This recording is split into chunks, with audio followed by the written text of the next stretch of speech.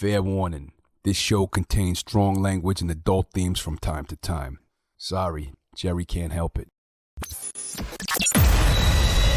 Sick Boy Wolfgang Productions presents The Offering with Jerry Horror. A deep dive into the history of film and its filmmakers. Mostly horror, always genre.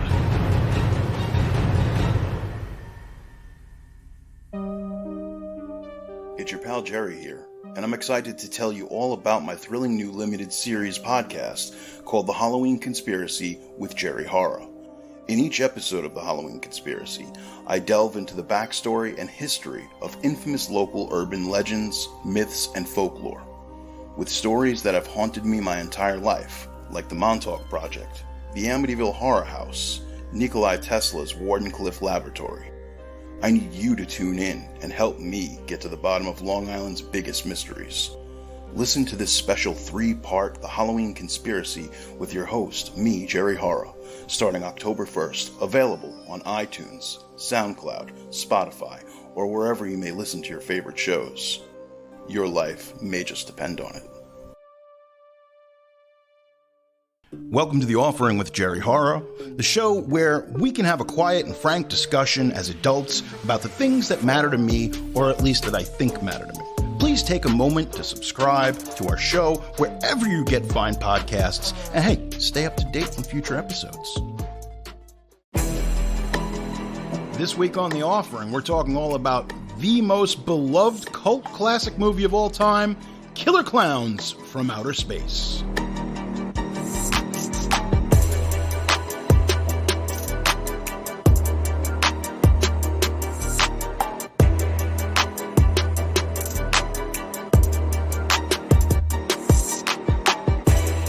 Ladies and gentlemen, friends beyond the binary, it's me, Jerry Horror, and this is The Offering.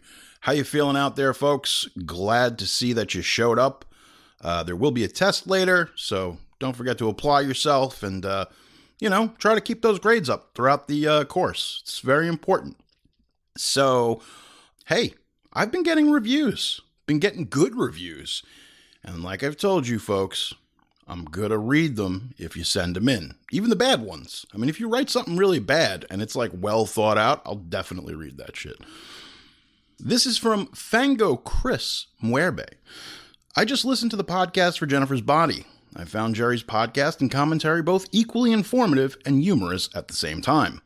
At no point did I feel bored during the podcast. In fact, I didn't even want it to end. As a lifelong horror fan, I look forward to the next episode. Jerry, if you are reading this, keep up the good work. P.S. Jennifer's Body is a great movie. Definitely check it out. Damn. I got feelings up in my heart and shit now, man. These reviews, this is a homespun type of deal. There is no corporate entity yet, figurative word, yet behind this podcast. But Fango Chris, man, thank you so much. People don't understand these little acts of kindness and learning that people actually dig what you're doing. It refuels you. It adds that fuel to the fire to keep you going. And it's incredibly important, especially because we're only in the second season and we're just getting started, So it definitely, it's nice. It's nice. It's nice to have that feeling, Everybody wants adulation. You want to be heard. I want to be heard. It's important. It is. We don't talk enough about that, but I think that everybody kind of wants a little bit of admiration, just like plants need sunlight, just like humans and animals need water.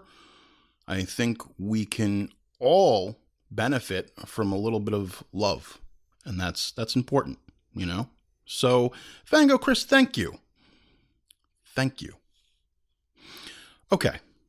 So, some of you folks probably have already seen the film Barbarian, hopefully, by the time this airs.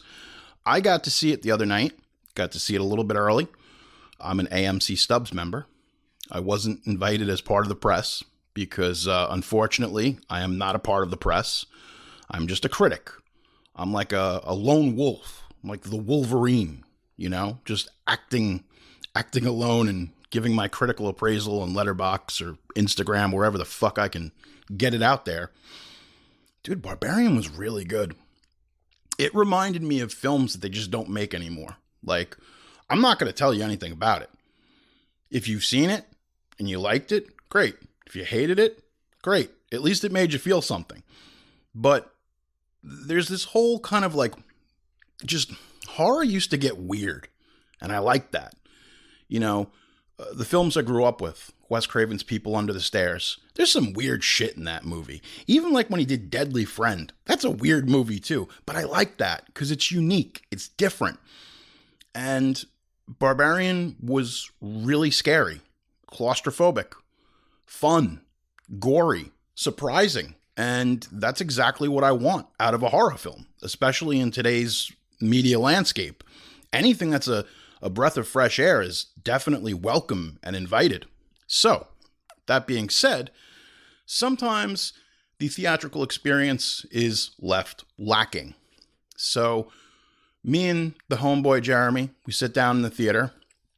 We go to the AMC. We go to the Dolby. I like the Dolby Theater. 8K laser projection. The seats are comfortable. The sound is fantastic. We sit down, and there's only two other guys in the theater. They're like young college guys. And they're going to be funny boys. They're going to be funny. They're going to laugh at everything. I don't know if these guys are just eating edibles. I don't know what the fuck the story was with those dudes. But they were sitting right next to us. And we're like, God, these guys are really, they're just kind of like douchebags. So what happens is one of them, I don't want to sit next to the one guy because that's where my seat is. So I move like 2 seats over just to not be next to them. Some girl shows up, young girl, probably like 19, 20. And she's like, yeah, I'm supposed to be in that seat. These 2 fuckboys were not supposed to be sitting there. So I'm like, dope. She just got rid of the funny boys. So I had moved my seat to accommodate the funny boys. And they were sitting in the wrong fucking seats.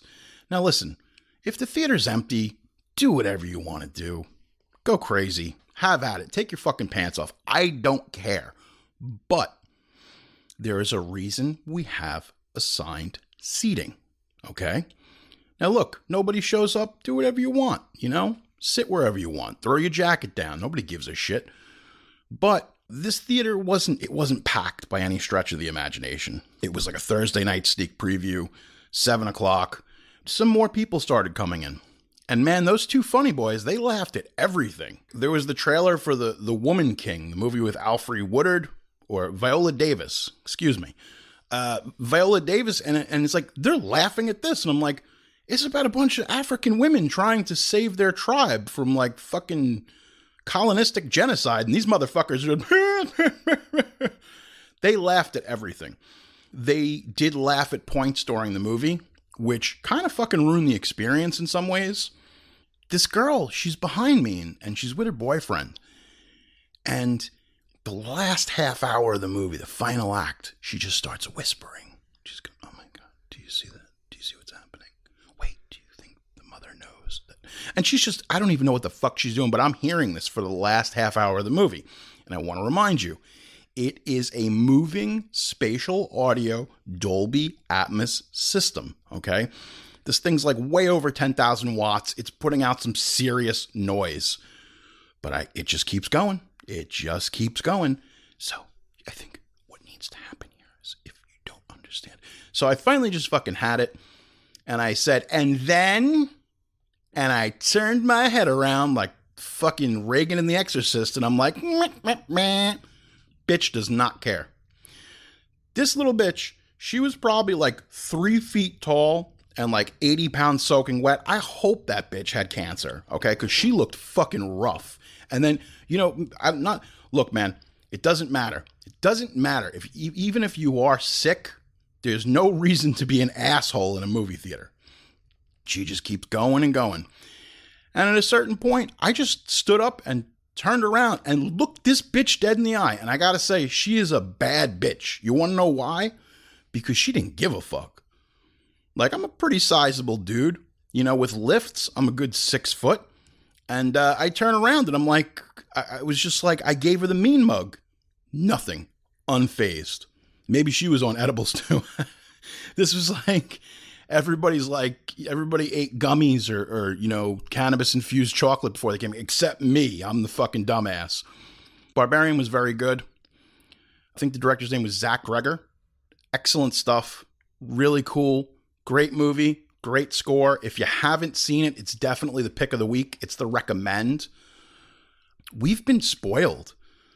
2022 has just been a hot year for horror. Man, it's like one after the other. Started off with the new Scream movie, which I really liked. It's been divisive, but what can I tell you? Some of my thoughts on the Scream movie was that it's great for a Scream movie, but as a regular movie, if you're not into the series, it's kind of like, meh, it's a 5 out of 10. If you're a fan of the series, it's an 8 out of 10. That's just kind of the sliding scale that I work on. The sliding pay scale. We got a lot of great movies. Black Phone, fantastic. Just one after the other. We've had just a lot of great horror, a lot of great genre movies this year, period. Good stuff. Good stuff. So, with that being said, hey, are you following me on social media? You should. Letterboxd. I have witty reviews, and I get to the point. Look, I'm not here to wax philosophic. You know what I'm saying? Look, one of the last reviews I did was Samaritan, the Sylvester Stallone film. That is a bad genre film. And let me preface this, that I love Sylvester Stallone. I think he's a genius. I think he's a juggernaut. But man, that was a trash film. It was really bad. Probably the lowest score that I've given a film all year. And how low is it? You're going to have to go to Letterboxd to find out. Haha, see what I did there? I tricked you.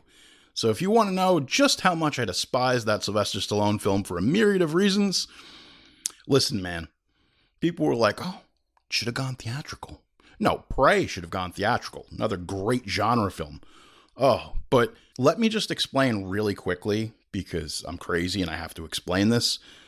Anything that was in production prior to Disney buying 20th Century Fox, the agreement was that the films would go theatrical and then they would go to HBO Max.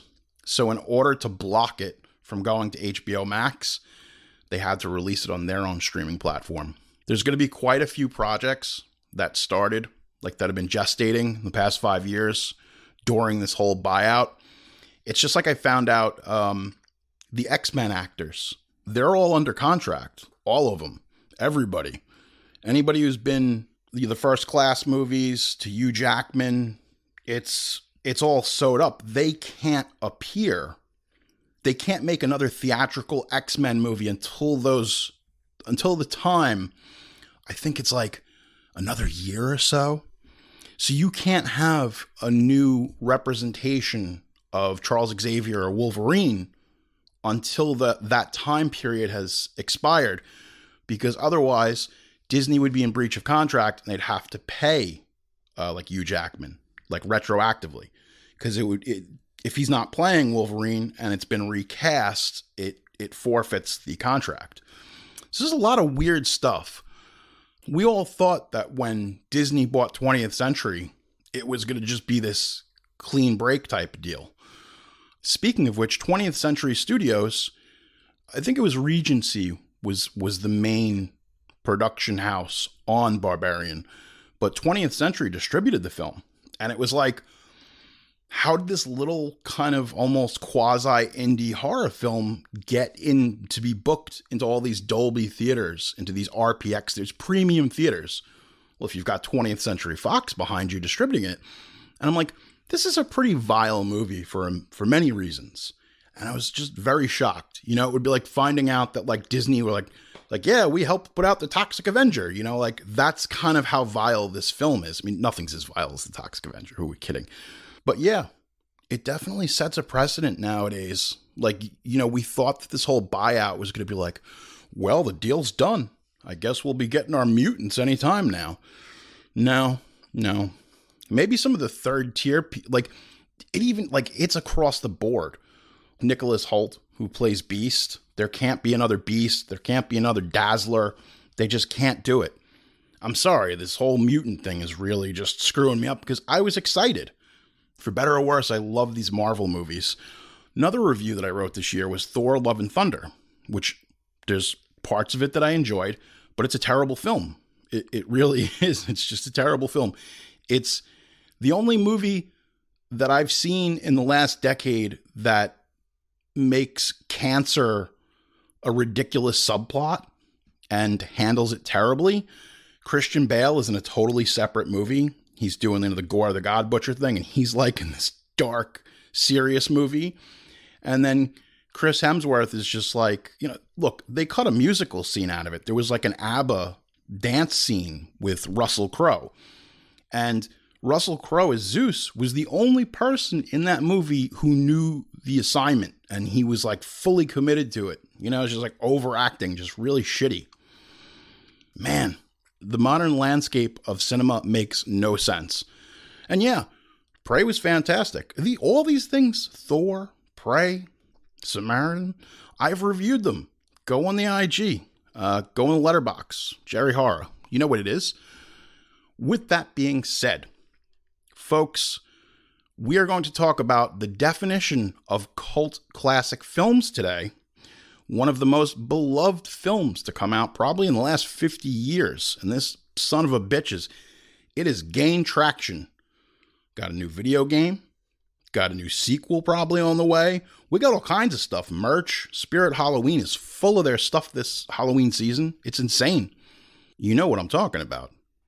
It's the Killer Klowns from Outer Space. Your favorites. You love those guys. There's I was going to say Muppets in Space, but then I realized that was that movie that they made was Muppets in Space. And then the skit on the Muppet Show was Pigs in Space. A lot of people going to space. Well, hey folks, we're going to take a short little break, but in a minute, we're going to get into it, and it is going to be hot, sticky, and gooey, just like cotton candy. Wow. Sounds like a Janet Jackson song circa 1994. She was making a lot of explicit material. Even got to see her titty once. Well, folks, I'll see you on the other side of this, but for now, let's get some of those goodies ready. Pop that popcorn. I don't know, draw a bath. I don't know what you people do when you listen to this. Who the hell knows what you're doing? I don't want to know. That's your business, Consenting adults in the comfort of their own podcast. Folks, get ready for the attack, the return. They wouldn't be returning. Let's just say the Killer Klowns from Outer Space. Let's go.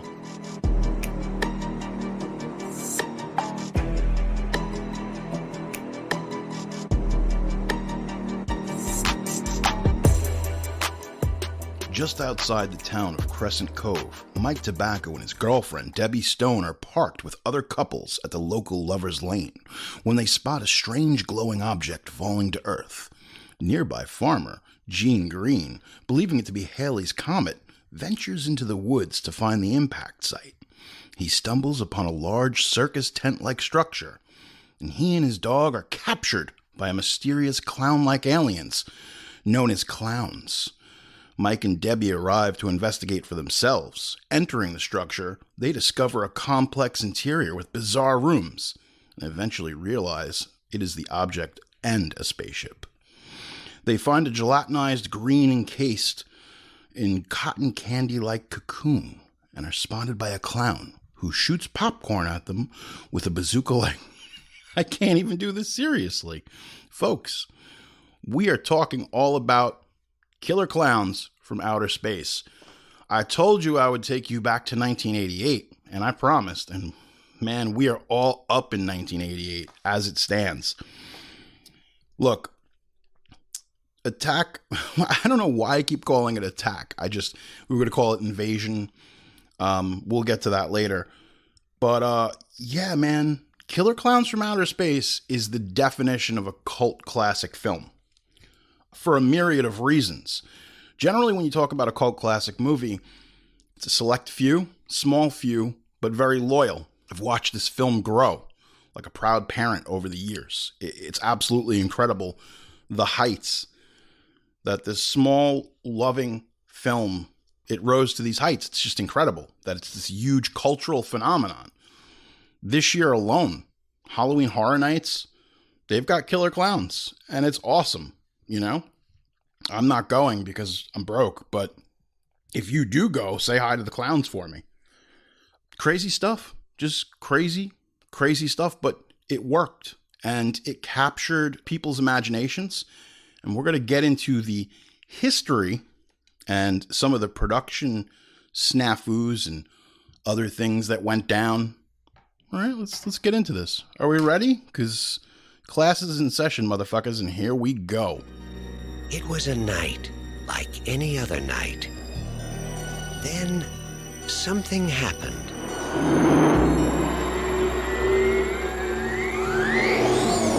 You see that? Something different. It's no shooting star. Why here? Why now?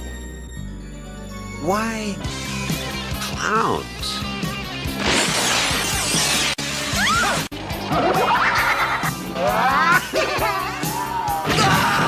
They've been knocking him dead all over the universe. What are you gonna do? Knock my block off?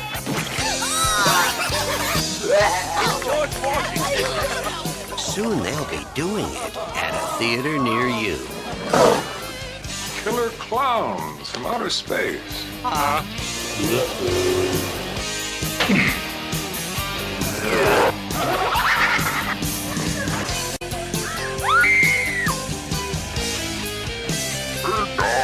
Pizza? Maybe they're just cruising through the galaxy and stopped here for a bite to eat. You don't need a police pal, you need a psychiatrist.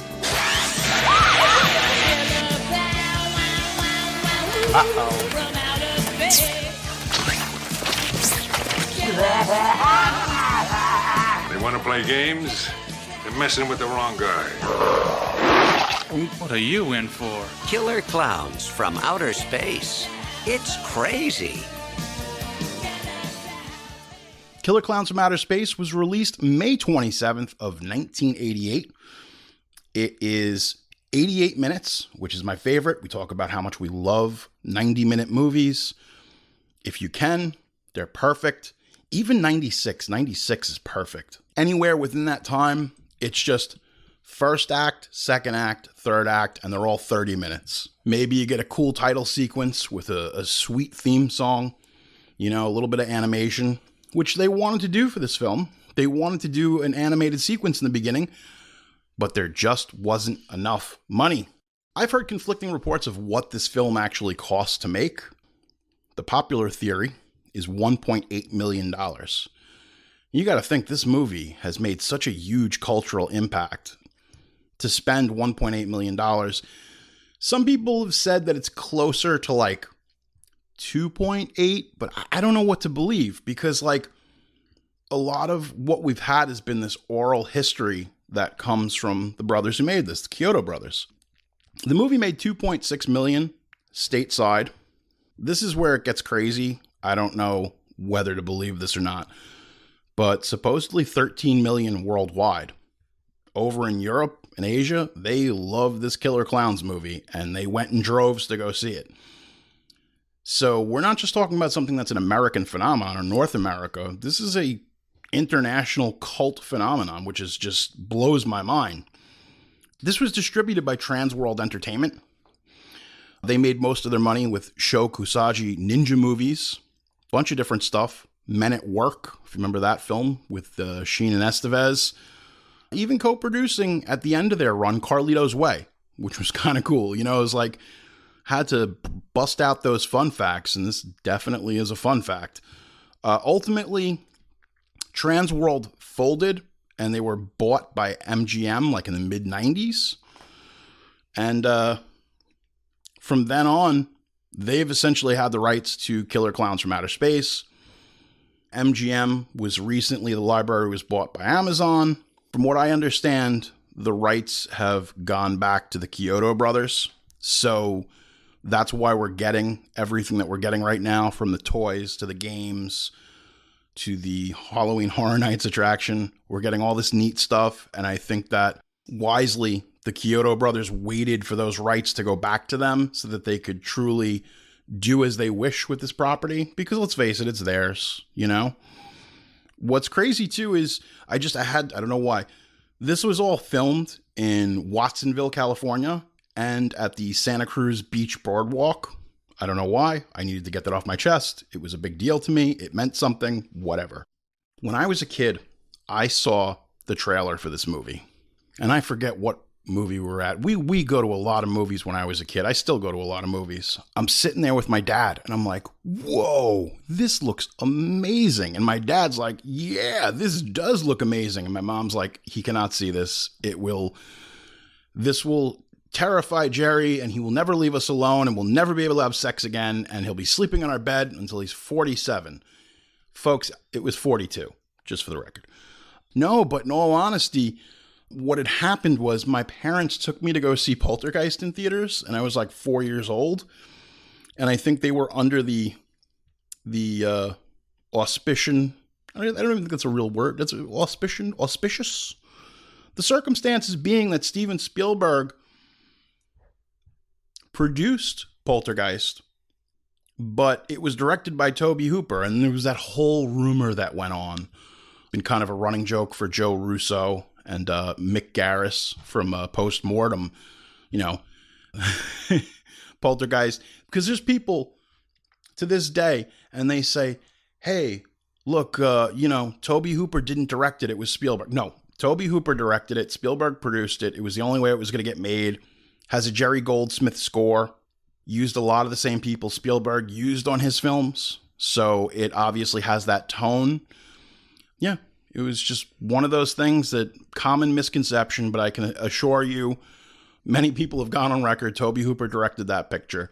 But my parents were like, hey, it's a Spielberg produced film. You know, that was the way they sold Poltergeist, was like, from the director who bought you E.T. and Jaws. And, because the way the marketing back then was much more deceptive. So you're like, oh, Steven Spielberg directed this.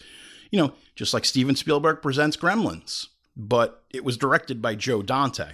So my parents took me to go see it. And there's a clown in the movie. Obviously, if you've seen Poltergeist, the clown freaked me out. So, 4 or 5 years later, my mom was still under the impression like, oh, we can't see the clowns. It's the clowns. They'll get you. Oh, yeah, they're everywhere. So my mom was shooting it down. It was not going to happen. It was not going to happen for me theatrically. And that was upsetting. So I'm watching MTV one night and they're doing like this thing with Headbangers Ball. They've got a couple of these, metal bands at the time, like Rat, I think Winger. It was the era of glam rock. The goof was that they all got to see like an early screening of Killer Klowns From Outer Space. And I'm like, wow, cool, rock stars get to see horror movies first. And I was just like, that's got to be the coolest job in the world. To play music with lots of hairspray in your hair and to see killer clown films early. Dear God, I really did not know much about the world at that time, for better or worse. So the hype train is going. Now, Fangoria comes out, and I'm like, wow, killer clowns, holy smokes. I'm so excited. I'm like, these things, the creature design, I've never seen anything like this. It's so unique and terrifying and kind of cool. I would do anything at this point to see fucking killer clowns. I would have sold my mother at that point to see it because I was just so curious. Because when you're a kid and you obsess, especially like the whole Fangoria thing, when you obsess over these magazines, we didn't have the internet, and you just look at them and you see these designs and these creepy clowns and all this cool makeup effects. I mean, I read those articles like hundreds of times. I would cut out pictures of all the cool stuff, whether it was Friday the 13th and I would just take it and hang it on my wall. And I specifically had a couple of pictures of the killer clowns that I put up. But it was not going to happen. Little Jerry was 10 years old in 1988, and all he wanted to do was see those killer clowns terrorize a small town in California. But it was not going to happen. Until one night, because this was my saving grace, I had older cousins. And that was my gateway into a lot of these movies. So I remember my cousin Karen, she was like, you can pick whatever you want. And you knew, like, when you give a child, a 10-year-old child, like democratic, you're allowed to pick whatever you want. Of course, I'm going to go for whatever my mom said I can't rent. Man, it was many months. I think it was more close to the end of September of 1988 that I was able to go home with that brand spanking new copy of Killer Klowns from Outer Space. And I loved it. I absolutely loved it. So I watched it with my cousins and I'm like, this is amazing. Because my parents left me there so they could get a break from all the nonsense that I did as a kid. And then my cousin was like, okay, we used to go to this place that was in Brentwood called Show and Tell Video. And she's like, yeah, you just return the tape when you go back, just take it home with you. So my dad says, what is that? He's like, I'm like, it's Killer Klowns. They're from outer space. And my dad, growing up in the early 60s and whatnot, was familiar with, obviously, with all the Universal horror films and all the science fiction films of the atomic age. So there was one way or the other. My dad was like, we're watching this. He's like, holy shit, we got to watch this. He's like, is it good? I'm like, it's amazing. It's the best film I've ever seen. There's a clown that turns into he's the size of Godzilla. Clownzilla. It's incredible. They have popcorn guns. So we're watching it and we're laughing. We're like, this is great. Man, wouldn't you know, my mother had to walk in on that shit. Could have been anywhere in the world, Mom, but you had to be in the living room. And she's like, what are you guys watching? It's like, Killer Klowns. It's funny, Adele. It's funny. Come take a look. And she says, this is going to give him nightmares like Poltergeist, because the correlation instantly of clowns. So she's like, you let him rent this? And then my dad just threw my cousin under the bus. Like, no, it was Karen and Eric, and they rented it. I was like, that's a pretty smooth move, Dad. Just bury your nieces and your nephews, who cares? But you know what? I respect that move. Maybe because when you're a kid, you're altruistic. You're like, oh, how could he throw his niece and nephew under the bus like that? He's married to this woman. He's got to sleep next to her, There's a lot of shit at stake here. So he's not going to, he doesn't want to be the guy who rented Killer Klowns. So that night I watched 1.5 times Killer Klowns. It was a one viewing and a half until my mom took it and we returned it. And man, after that weekend was over in September, I went the next day into school and I was like, holy shit, you got to see this movie. And I was just like this dumb little fat kid who just would blather on, and there were kids who it was like a badge of honor back then. Everything wasn't streaming. It wasn't at your fucking fingertips. You had to do some work. You had to get the legwork in. You had to have cool older brothers or sisters or older cousins, irresponsible drunk parents, something. You had to somehow see these films. And man, when you came in on a Monday morning and you're like, what'd you do this weekend? I fucking saw Killer Klowns from Outer Space. And I'm like, oh my God, how was it? Because I have responsible parents who would never let me see some shit like that. What's going on? Are you having problems at home? Are you, your parents drinking? No. But, because this story is not just about a dumb 10-year-old kid. This story is about three brothers who were born in the Bronx. They were three brothers with a dream. They wanted to make special effects. They wanted to do things that had never been seen before. So let's go with the roster. Here we go. There is Charles Anthony Kyoto, who is the oldest brother. He was born in 52. He's the same age as my dad. There's Stephen Joseph Kyoto. He is the middle brother. Second old, 68 years old. He's 54. Edward Michael Kyoto, the baby of the group at 62. He was born in 1960. Now, these brothers, they started their own company in 1982. They're specializing in special effects artists, clay modeling, creature creation, stop motion, animatronics. Basically, at that point when they were getting their feet wet in the industry, they would have done anything. Whatever you want. You want stop motion, you want monsters, you want prosthetic, whatever, we'll do it. They were just the one-stop shopping for any and all special effects needs. Their first feature was a low-budget movie in 1983 called Flicks. It's a parody of Saturday afternoon matinees, including coming attractions and a cartoon. I've never seen this movie. I can't find it. It's out of print. Partially a Canadian production, a spoof of a lot of the programs that were coming on television from the 1960s and 1970s. Obviously, they loved doing this. But the big win for them was in 84, a guy named Tim Burton was making a movie called Pee-wee's Big Adventure. And the Kyoto brothers, if you've seen the film, you know the iconic scene with Large Marge. That is all the Kyoto brothers. All that stop motion, all that neat stuff. It's indelible. It's burned into my mind. These guys are visionary geniuses. You're doing it. So the real breakout for them is, and it's funny because people call Critters a Gremlins clone. It wasn't. Because truth be told, Critters was a lower budget film. It was not Steven Spielberg presents Critters. It was like your uncle's Jewish lawyer presents Critters, you know? With that being said, these Gremlins and Critters were being produced at the same time. And I think what happened was the success of Gremlins kind of said to exhibitors like, hey, people like these little creature movies. We got Munchie, we got Hobgoblins, Ghoulies, we got all kinds of knockoffs. But the reason Critters worked was because the creatures that they designed, the actual critters, the krites, and all the effects that they did, they were special. There was just something really special about those critters. They made 4 of those movies in the initial run. They've done 2 more, and I think there's a producer right now threatening to do another one. But basically, Hollywood at that point stood up and said, hey, these guys are talented. And they created, you know, a semi-iconic creature that I think if it wasn't for the mainstream success of Gremlins, Critters would never be as big as it ended up being. These guys have done everything.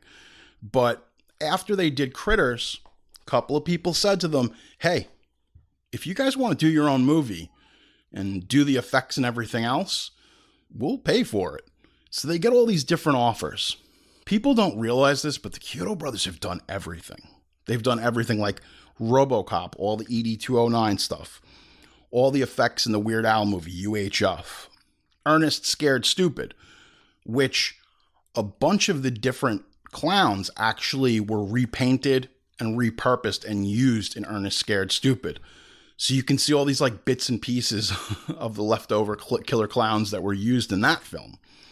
They did a bunch of stuff for The Simpsons. The various, like, you know, they did parodies of like Davey and Goliath. So they did all like the stop motion animation. And even later, when The Simpsons became puppets and got to fuck around with Katy Perry, that was them. They designed the real living embodiments of The Simpsons. And they, I don't know, it looked cool to me. Elf, they did all the stop motion. Elf, Team America, and most recently, Marcel the Shell with shoes on. Yes, that character design stuff, that's all the Kyoto brothers. So, before Marcel, let me digress. The people are coming to them saying, hey, you guys want a project? We will finance it. And they're like, look, we're probably only going to get one shot to make a movie here. So let's not squander it. The $2 million budget went primarily on production costs. The clowns and visual effects that you see in this movie were created pretty much entirely by the filmmakers. They had other people fabricate them because this was a really short shoot, did not have time. And it was kind of one of those deals where they realized like, okay, we're going to make this movie for less than what it should cost, but this is our opportunity to go crazy. We might never have this opportunity. And I think this is one of those cases where the artists bet on themselves and it worked out for the best. Around the same time, MGM had began production of 2 low-budget horror films, one being Killer Klowns, not yet from outer space. That would come later. And the other film that was being developed was Clown House by Victor Salva. We're going to get into that. Now, they were going to call the film Killer Klowns with a C. And ultimately, the Kyoto brothers didn't want to get lost in the glut of like slasher films. And they're like, oh, people will probably just think this is another dumb slasher movie. So being fans of science fiction and stuff, they're like, let's add the outer space part, and that will throw people off. Because again, when you're spending at that time such little money to make this big production, you know, the creative control is basically, that's kind of, you know, what it comes down to. You know, it's the old story about Stallone when he made Rocky. Yeah, we'll buy this script from you for $10 million. I don't know the exact numbers, but yeah, we'll buy it for $10 million. We'll put James Caan or Burt Reynolds in it. You know, it'll be like a big budget main feature movie. But if you want to make it yourself, Stallone, we'll give you like $2 million and you can star in it. Hey, he made it happen with Rocky. So, you know, I mean, like, there's always lessons here, kids. You're going to have less money to spend, but you're betting on yourself and you'll have more creative control. And you got to get inventive. So you got these two films in production, and they're like competing movies. And fucking Victor Salva, he's a piece of shit. This guy who directed Clown House, he actually molested a kid. He molested the star of the film on that movie. This is the same guy who went on to direct Jeepers Creepers 1, 2, and I think 3, maybe. Yeah, like Hollywood just, this guy is a pedophile. Convicted pedophile. And for what he did on Clown House to his young actor, guy gets out of jail and goes and makes Jeepers Creepers. And then that, like, you can tell, like, that's the systematic problem with Hollywood at that time, was just like, that would never fly now. But this is the kind of shit that was going on. And Salva, at the time, creator of the controversial Clown House, expressed that there was a certain rivalry between both productions to know who copied from whom, but in the end, the films were very different from each other, so it didn't matter. This guy, he just sounds, he's a pedophile, just like, come on. What are the chances that MGM is producing two movies that are, one is Killer Klowns and the other is Clown House? Thankfully, both of these films were much different from each other. Arrow Video did a really great Blu-ray. It has tons of special features. The problem is it's out of print. And if you try to buy it now, the lowest you're looking at is like $90, which is fucking insane. Luckily, the Kyoto brothers have the rights back to this movie. It's a very visual film. If you know about Killer Klowns, like, I can explain this to you, but because it is such a visual film, there's nothing that I could say here that's going to do this film justice. Like, you know it. You know what it is. You've seen it. It's a great movie. It's funny. It's got a little bit of science fiction to it. I don't know, man. I really love me some Killer Klowns. Oh, if you remember the actor Christopher Titus, who had a show called Titus, you know, he's been around. This was his screen debut. It's first time in a motion picture. I need to talk about the popcorn gun. The popcorn gun is a big point of contention. It had a compression system in it that would allow the weapon to actually propel popcorn, and it was the most expensive prop that was made on the movie. It cost $7,000 to create. It took 6 weeks to build. Find the Arrow Blu-ray, or there's other means of finding the special features. I'm sorry, I don't want to steal from the pockets of the Kyotos, but go watch this stuff. Because seeing them fabricate all these different things, it's absolutely incredible. There's a bunch of different documentaries that are on YouTube by a couple of British filmmakers where they go into all the gory details of how this stuff was developed, the tricks of the trade. I can't do it justice. I can't, because this film, it's got slapstick. It's got elements of horror, the elements of science fiction, and you just kind of mix it up like this jambalaya, and it's like a perfect recipe that you just can't recreate. So you need to go look into the history of this as far as seeing visually how this film was developed. That's not what I do. You know, I would need to show you the drawings. I would need to show you the test shots. We'll be right back with more of The Offering with Jerry Horror.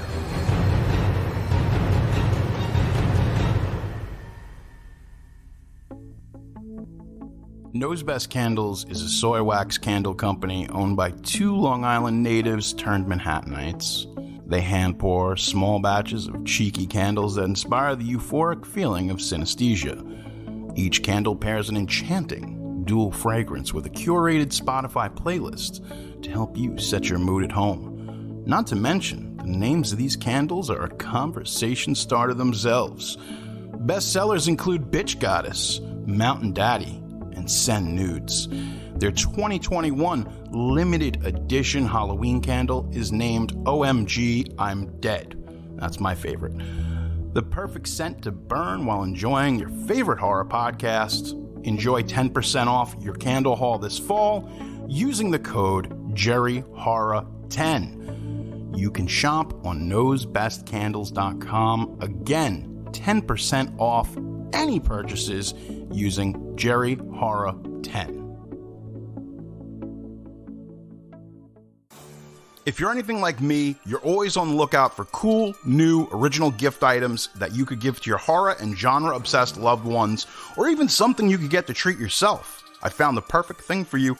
Geek Emporium has custom hand-etched glass art that's the perfect gift. Believe me, when you see these glass mugs, glass jars, and original prints, you're going to want all of them for your own collection. Geek Emporium covers every genre you can imagine. Marvel, Star Wars, 80s and 90s horror. I'm looking through the website right now, geekemporium.nyc, and I can see featured they got some gorgeous stuff from Labyrinth with Jennifer Connelly, A Nightmare Before Christmas. I see Brandon Lee's The Crow.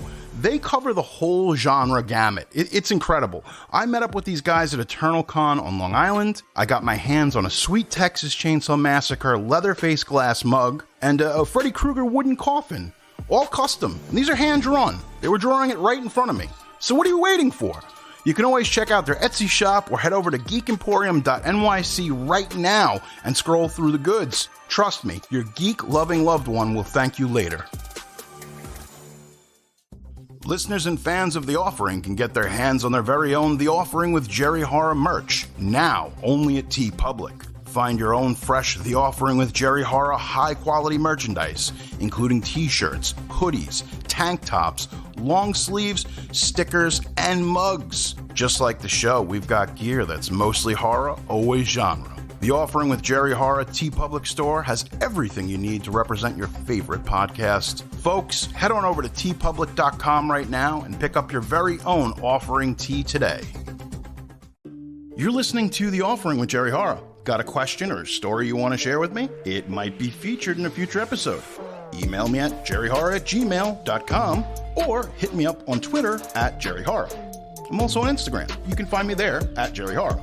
Rate and review this show on Apple Podcast, and you might find your review in an upcoming episode. And if you haven't already, be sure to subscribe to The Offering. Now back to the show. Originally, one of their heroes, the Kyoto brothers, was Soupy Sales. He was the television star. He had children's television shows. My father loved Soupy Sales, same age as the Kyoto brothers. Now, a little story about Soupy Sales and how he lost his television show. He told all the kids at home to find the green paper in their parents' wallets and mail it to him. Soupy Sales got a lot of envelopes, and there was a lot of green paper in them. Basically, after this stunt that he pulled, he was never allowed back on television. And ultimately, it was going to be like $3,000 or $4,000, whatever it was, to cover Soupy Sales' lodging and travel. The producers were just like, dude, nobody cares about this like old hack comedian who got thrown off of television. But it meant something to them. And ultimately, Soupy Sales was going to play a cop or a security guard in the movie. And they just cut the whole thing because they're like, we're not going to pay this money for this guy. No one cares. The release is also very interesting about this movie because, again, it was Transworld. So they didn't have this gigantic theatrical distribution, but they had the video stuff on lockdown. It was a media home release when I was a kid. They put out all the Nightmare on Elm Street films and all that kind of stuff. I mean, this movie was building up its audience. It was. But what brought it to a new generation was July 17th, 2001, MGM finally puts this out on DVD. And it's part of the MGM Home Entertainment Presents Midnight Movies. And that was the home media release for August 28th of 2001. MGM also released the Blu-ray September 11th, 2012. Sorry, there's nothing funny about September 11th. It's just another day of the year, right? Fine. We're not going to acknowledge this. We're just going to move forward. Believe it or not, this film being released on DVD, because people forget, the home video market was huge, but DVDs were gigantic. Everybody was buying them. They were going crazy for them. And that's how a lot of people, especially in the modern era, got their hands on this movie, was that Midnight Movies MGM edition. I have it. I think any self-respecting horror fan of a certain age has it, you know? Basically, that MGM DVD went on to create this rabid fan base. Killer Klowns was like, okay, for horror nerds like me and effects nerds, like, yeah, it was a big deal. But it just kept growing. And over time, this movie has developed not just a cult fan base, but it's a global phenomenon. There's just this whole voracious appetite for the Killer Klowns themselves. Now, while the Kyoto brothers were well known as special effects artists, much of the special effects work carried out was done by other artists, allowing the brothers to focus more on their production duties. However, the brothers did personally construct the miniature set for the Clownzilla sequence. Most of the vehicles that were used in this movie were rented, and therefore they were not allowed to be damaged. 2 cars were accidentally damaged, though. One was driven off a bridge. Although it was only intended to roll for a short distance, that was kind of an accident. Whoops. And the Jeep, filled with webbing, needed $3,000 of repairs after solvent in the webbing damaged the interior and the engine. Now, this was one of those deals where they had literally, I want to say, again, because some of this stuff is a bit hazy, depending on who you ask at the time, they had about 6 to 8 weeks to create everything, and then about 30 days to shoot. And that was basically on every borrowed dime they could get. The brothers themselves were drumming up extra finances because we talked about this movie was $1.8 million to make, but some people say it was closer to almost like $2.2 million or 2.3, because at that point they were showing the dailies to some of the people that had helped get the money up in the first place. And they said, you know what? We know these guys. We'll float them some extra money. We'll let them really create what they want to create here. Some of the stuff was just, look, when you look at this is what it comes down to. It's the design choice, okay? These clowns, nothing before them looked like it, and nothing after them has looked like it. There is a sense of indelible originality and ingenuity that was applied to make this film. And that's why it's so special. All these years later, people love this movie. It's a beloved favorite. But what it took was $1.8 million, allegedly, and leaving these guys alone to their own devices to create whatever came out of their imaginations to the best of their abilities. And that's really the secret of this movie. Nowadays, everything is so micromanaged and controlled and accounted for. It's hard to think that outside of an indie film that a movie like this could even get made. And we've talked about it before with other movies. For whatever reason, and this is what I say, I think the budget was closer to $2.5 million, and they spent another $500,000 promoting the film. That kind of makes more sense.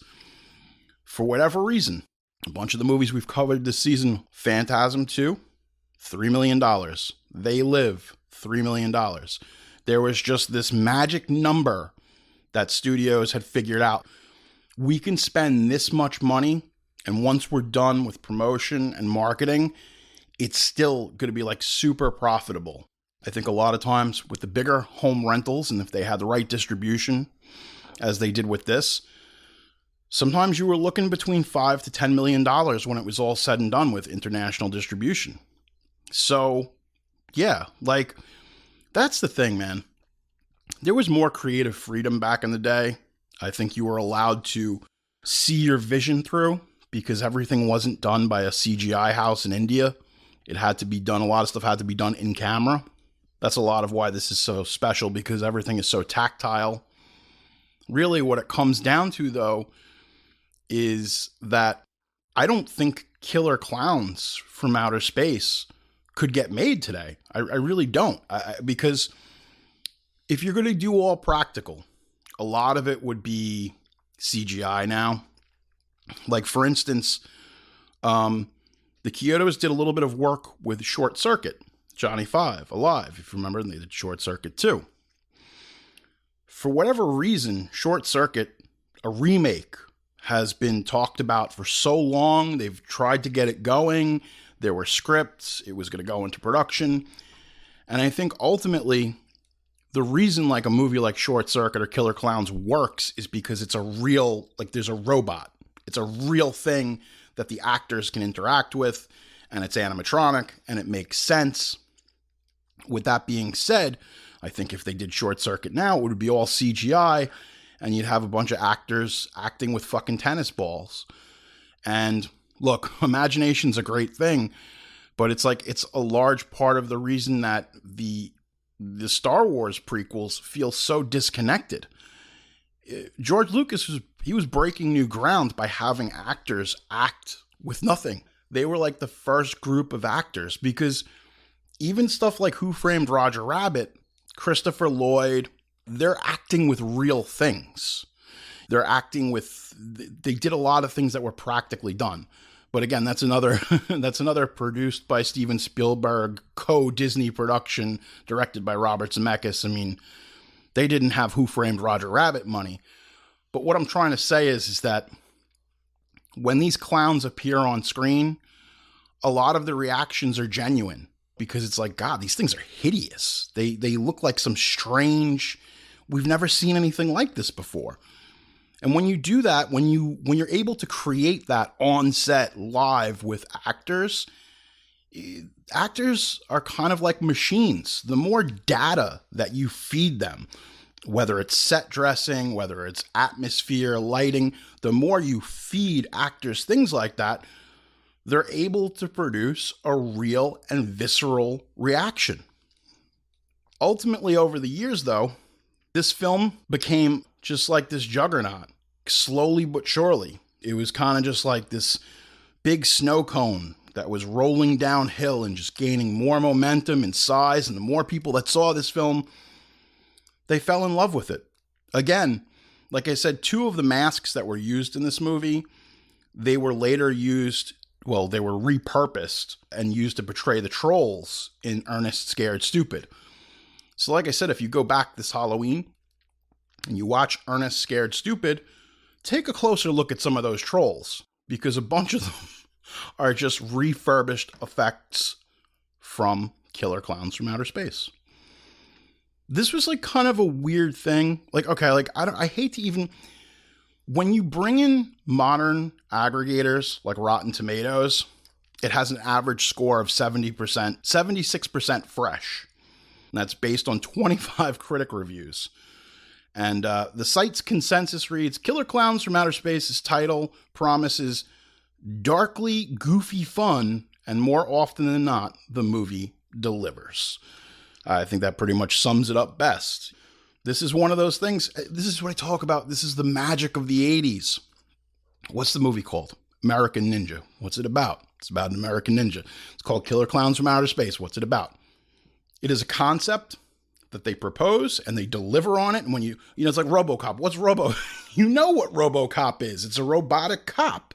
And I love that, because there's such transparency with the audience, even with these genre films, whether it's horror, no matter what it is, they're telling you what it is. You want killer clowns? This movie's got it. There's a whole bunch of them, and they're from outer space, just like the title says.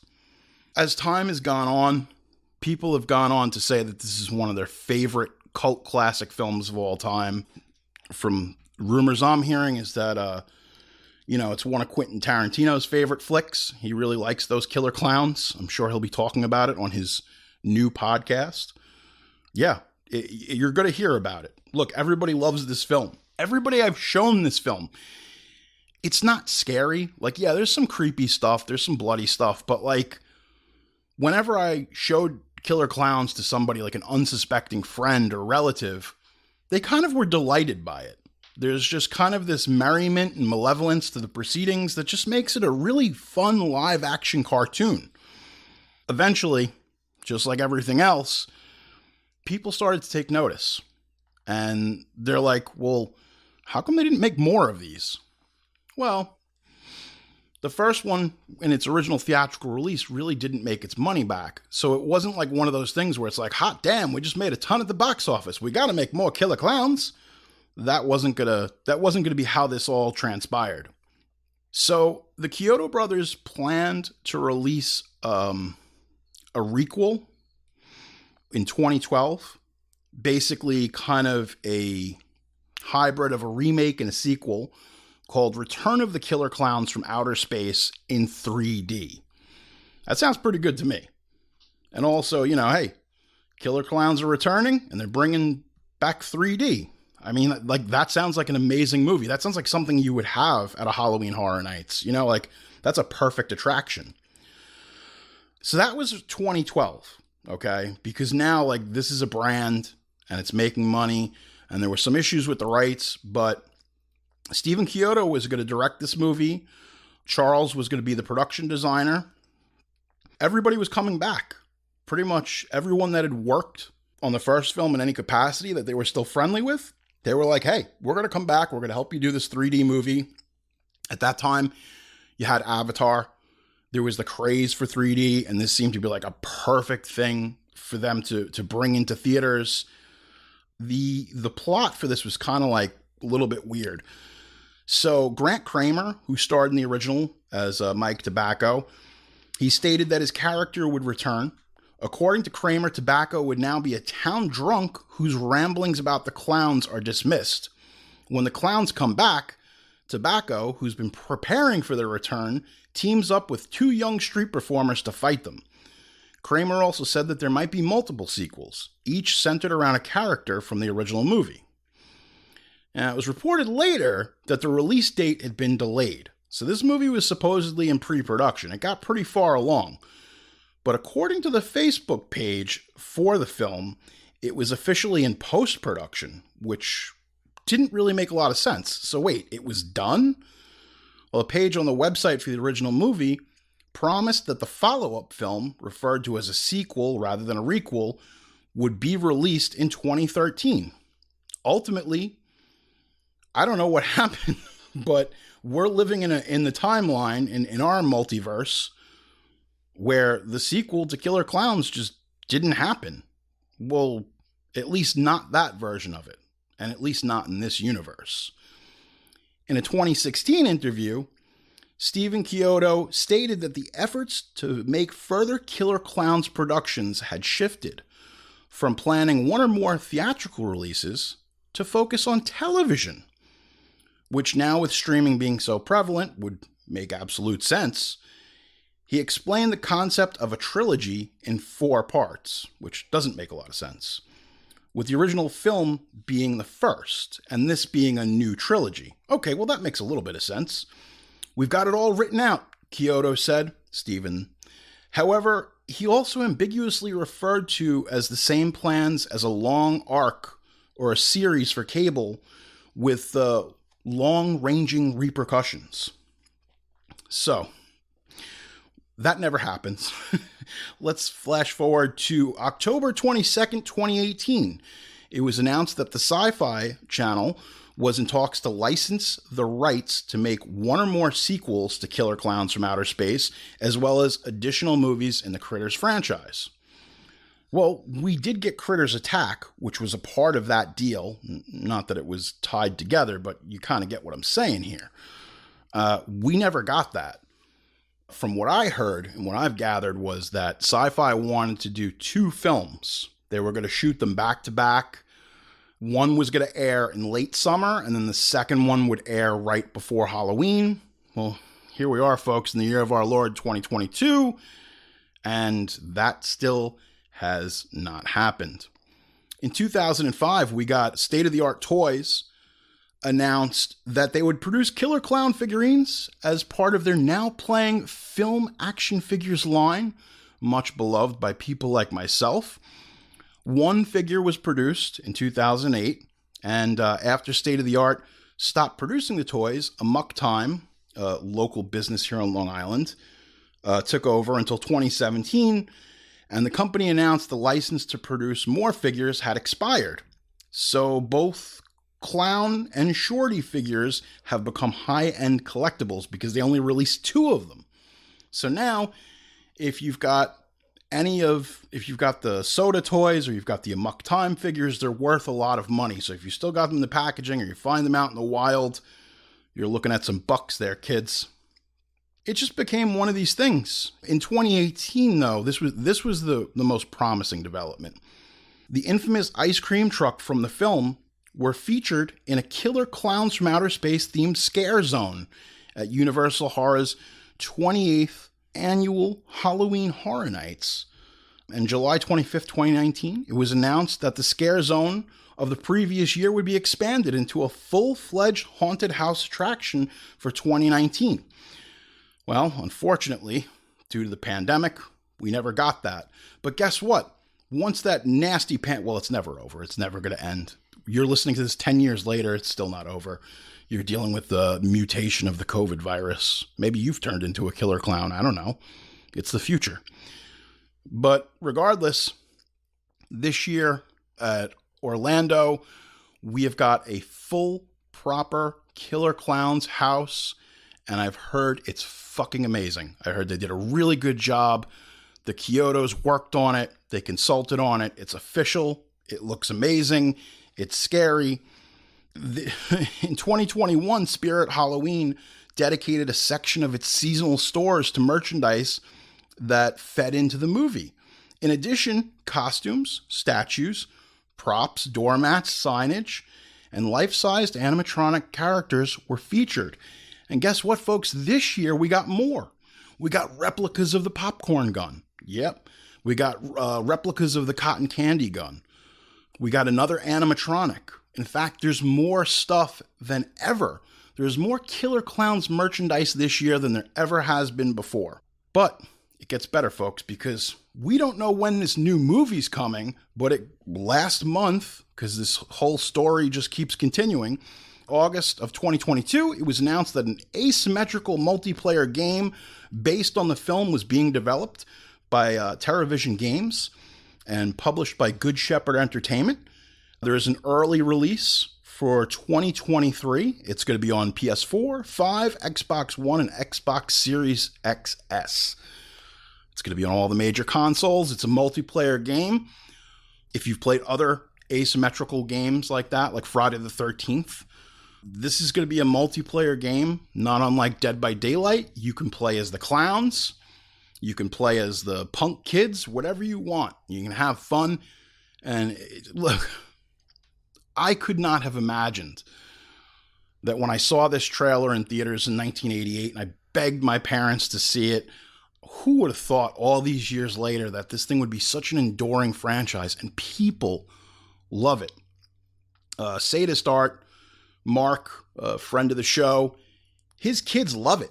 They're little kids and they absolutely just love these killer clowns. And it's one of these things where his kids feel the way that I did when I was their age. It's one of those deals where there is something that is completely indelible and attractive about the design of these hideous creatures, and it still seems to captivate young people's imaginations all these years later. And I think that is a testament to the work of the Kyoto brothers, all 3 of them. They did something good. These guys only made 1 movie, but sure as shit, they made that movie count.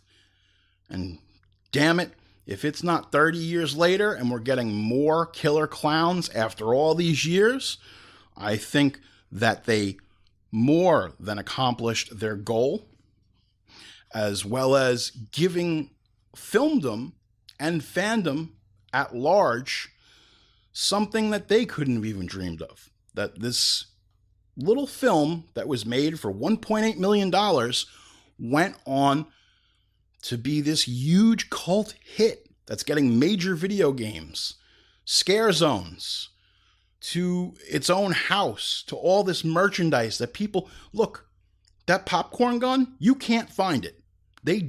Like the cotton candy gun you can find, okay? That one has kind of been out in the wild, but that popcorn gun, man, that one that was based, the most expensive prop in the entire movie at 7 G's, that is the hottest selling thing that Spirit Halloween has this year.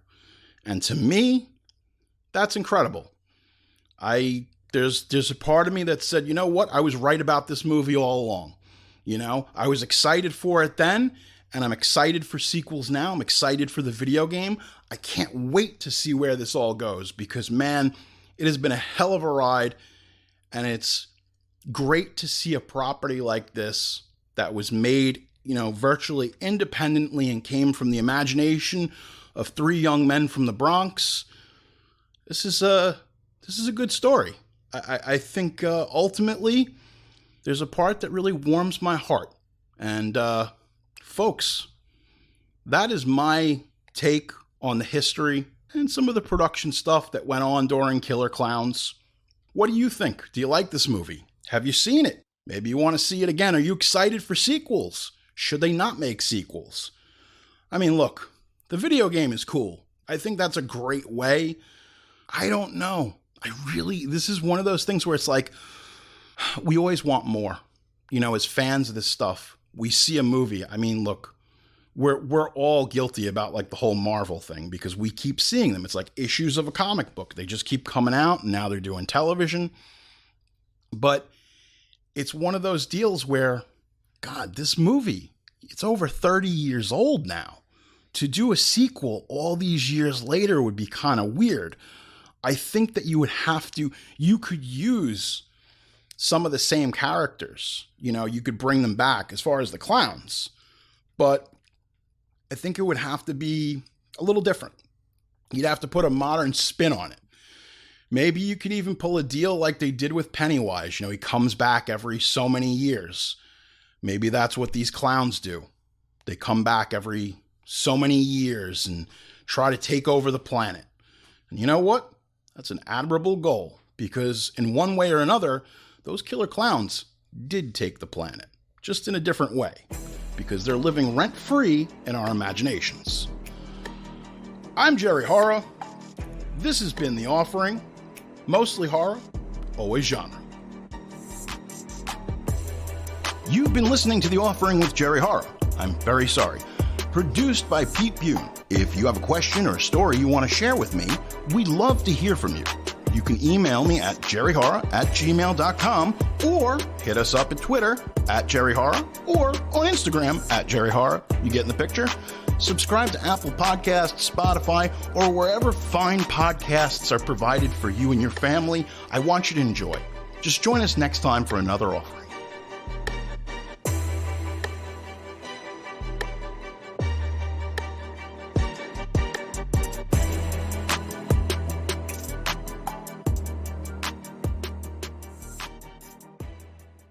I'm Tom. My partner Mike and I have been friends and co-workers for a long time. And at work, we're known for our daily water cooler conversations about TV shows and movies we are currently watching.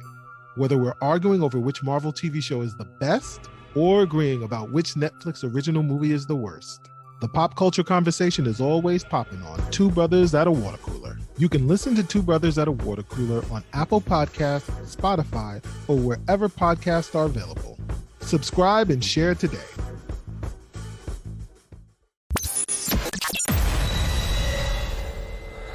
This has been a Sick Boy Wolfgang production. Thank you for listening.